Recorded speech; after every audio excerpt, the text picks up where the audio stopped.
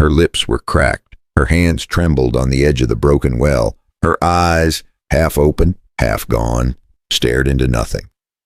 The dry wind burned her skin, and the sun felt like punishment. "You've paid for me. Just do it."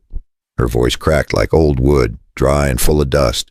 Tears mixed with sweat on her cheeks, and her whole body shook. She was not begging for life anymore. She was begging for it to end. Jack McRae froze.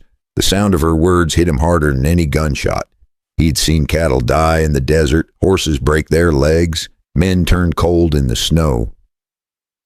But nothing had ever broken him like the sight of that girl. It was the summer of 1885 in Dodge City, Kansas. A place that smelled of sweat, whiskey, and blood, the last stop for lost souls. Jack had come to buy 10 horses. He left with one human being instead. They said her name was Nora. No one knew if that was real or just something the auctioneer made up to make her sound worth more. She was 22, too young to look that tired, too broken to fight back. Jack had watched her standing on that small wooden stage, wrists tied, hair tangled like dry hay. Men shouted numbers. Each shout felt like a bullet. When the price hit $40, Jack raised his hand. Silence fell. No one dared to bid higher against a man like him. He had the quiet eyes of a man who had buried too many friends. Now, miles away from Dodge, his wagon rattled down the dirt trail toward his ranch in Palo Duro Canyon. Nora sat in the back, silent, hands tied, eyes closed. She hadn't eaten since sunrise, when they finally stopped by the old well on the edge of his land. She could no longer stand. She tried to hold on to the rim, but her knees gave out. That was when she said it again. Softer this time. "You've paid for me. Just do it." Jack stood behind her, fists clenched. He wanted to look away, but he couldn't. The girl's back was covered with bruises. Her breathing came in small, painful gasps. He realized what she thought he had bought her for. And for a moment, he hated himself for letting her think that. He took a step forward, grabbed her by the arms to keep her from falling, and whispered, "No one's going to hurt you here."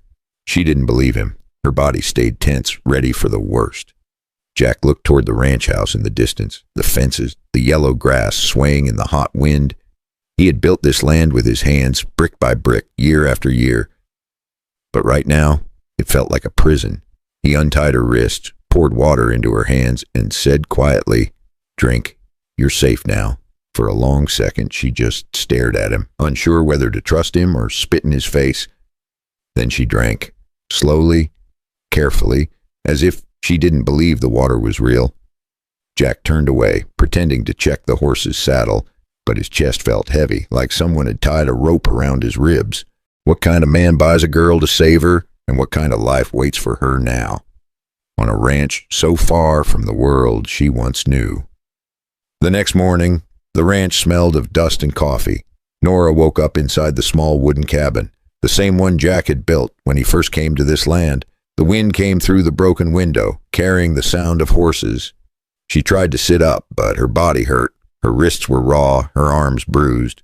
For a second, she thought she was still trapped somewhere in Dodge City.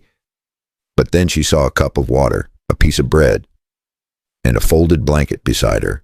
Jack was outside, feeding the horses, talking low to them like they were people. She watched him through the half-open door. He moved slow, steady, like someone who had nothing left to prove. When he noticed her, he didn't walk over right away.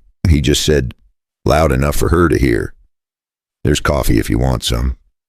No questions, no orders, just that one sentence. Nora didn't answer, but she stepped out a few minutes later, barefoot in the dirt. The sun was soft, not cruel like yesterday. She smelled the coffee, and for the first time in weeks, she felt something that almost felt like peace. Jack poured her a cup, handed it over without looking straight at her. He spoke quiet. "You can stay here till you figure out what comes next." She frowned, not sure if she heard him right. He kept talking. "You don't owe me anything, not a thing." The words hung in the air like smoke. Nora didn't know what to say. She stared at the cup, then at him, trying to read the truth in his face. Men didn't talk like that. Not here, not in this world. They spent the rest of the morning fixing the old fence near the barn. She worked slow, clumsy at first, but he never raised his voice. He showed her how to tie a proper knot, how to hold the rope, how to calm a nervous horse. And when she laughed by accident at his old jokes about stubborn mules, he didn't smile, but his eyes did. Over the next 2 weeks, Nora's days blurred into a rhythm of small tasks, mending fences, tending the garden, and learning to saddle a horse on her own. Her hands grew steadier, her gaze less haunted, as if the wide sky was slowly mending the cracks in her soul. By sunset, Nora's hands were covered in dirt, but her shoulders felt lighter. Jack lit the lantern and said quietly, "You did good today." She didn't believe him, not yet, but when she looked at the fading sky, she thought maybe this place wasn't hell after all. Maybe it was something else. That night, the sound of coyotes echoed from the canyon. Jack sat on the porch, cleaning his rifle, watching the stars. Inside the cabin, Nora couldn't sleep. Her mind was full of questions she wasn't ready to ask. What kind of man saves a stranger like that? And what is he really hiding out here at the edge of nowhere, in the corner of the cabin? An old locked chest gathered dust, its key hidden somewhere only Jack knew.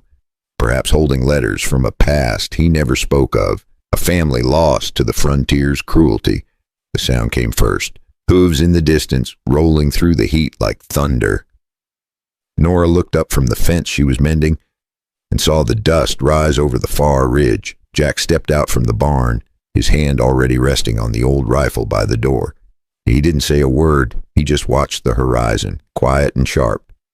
Within minutes, 3 riders came into view. Their coats were dark, their faces half covered with scarves. Nora froze. She knew those men. They were the same ones who had dragged her to the auction weeks ago. One of them called out, "Morning, McRae. We've come for what's ours." Jack didn't move. He just spat into the dust and said, calm as ever, "Nothing here belongs to you." The leader grinned. "Come on now, old man. You paid for her." She's still marked. "You think paper changes?" That Jack's jaw tightened. He cocked the rifle, the sound crisp in the dry air. "Turn around and ride home while you still got daylight." For a long second, no one spoke. Only the wind moved through the yellow grass. Nora stood behind the well, her hands shaking.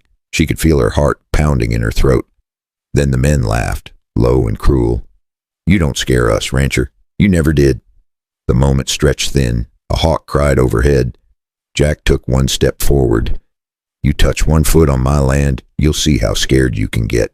Something in his eyes made them hesitate.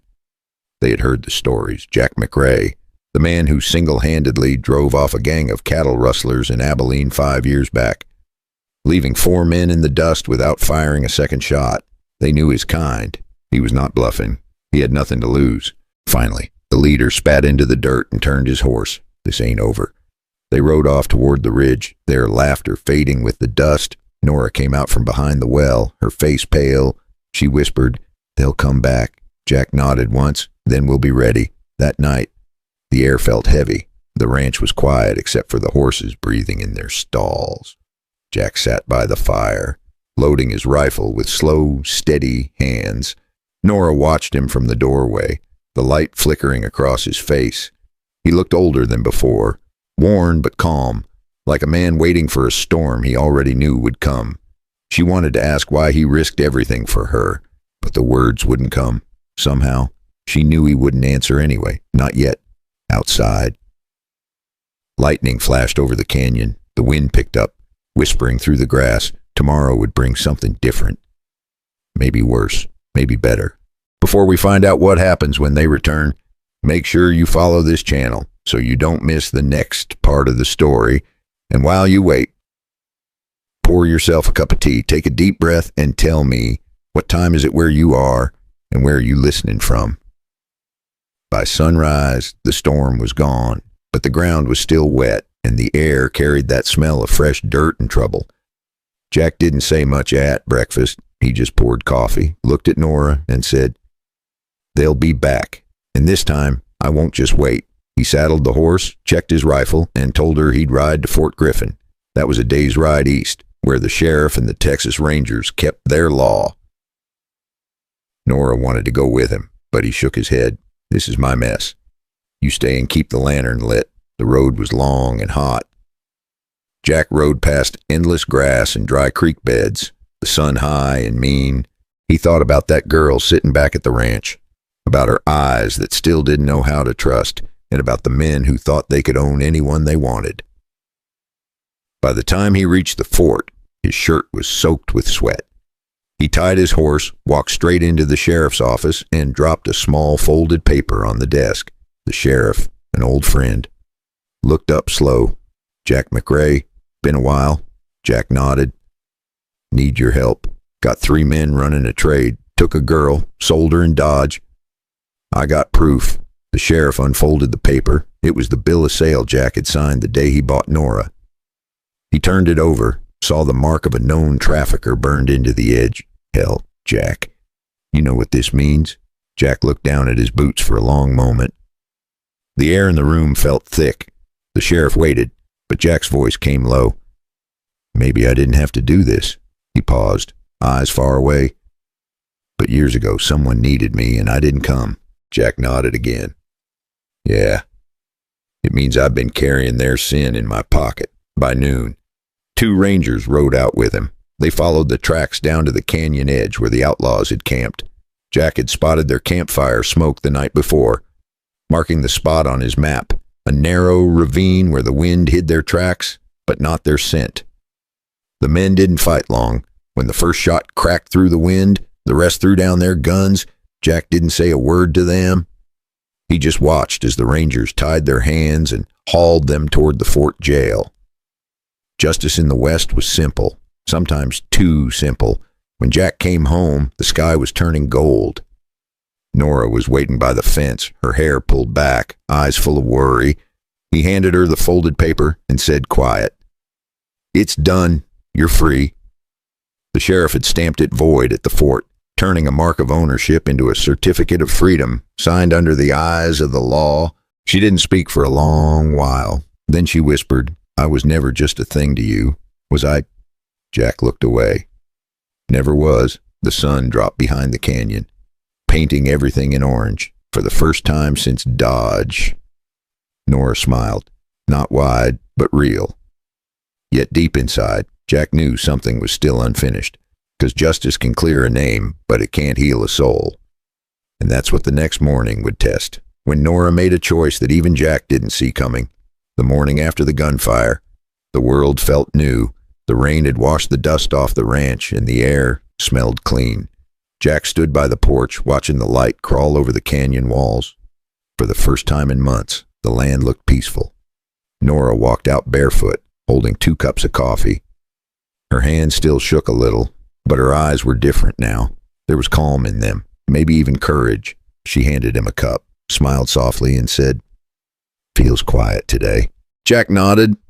Quiet can be good. They sat for a long while, saying nothing. The horses grazed, the wind moved through the grass, and somewhere far off, a hawk cried. It wasn't the kind of silence that hurt anymore, son. It was the kind that heals. Later that day, Nora packed a small bag. She told Jack she wanted to ride to the nearby town, learn to read, maybe work at the small church school.